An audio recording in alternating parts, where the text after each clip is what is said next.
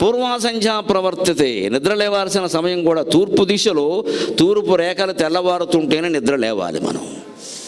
6 గంటల తర్వాత కూడా మంచం మీద ఆడది కానీ మగాడు కానీ పడుకున్నారు అంటే ఆ ఇంట్లో శని అంతకుముందే ప్రవేశించింది, వీళ్ళకంటే ముందే. ఇక మళ్ళీ వెళ్ళదు అది.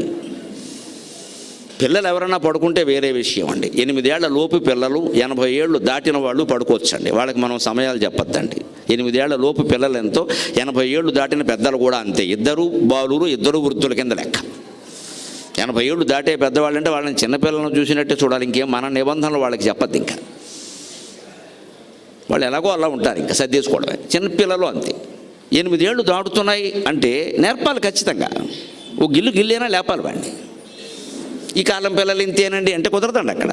పోనీ వాళ్ళ ఉద్యోగాల కారణంగా ఇంటి నుంచి పని చేస్తున్నారు, ఏదో వాళ్ళకి పని 11, 12, 1 గంట కూడా అయిపోతుంది ఒక్కోసారి. అప్పుడైనా పడుకోమనాలి. అప్పుడు కూడా లెక్క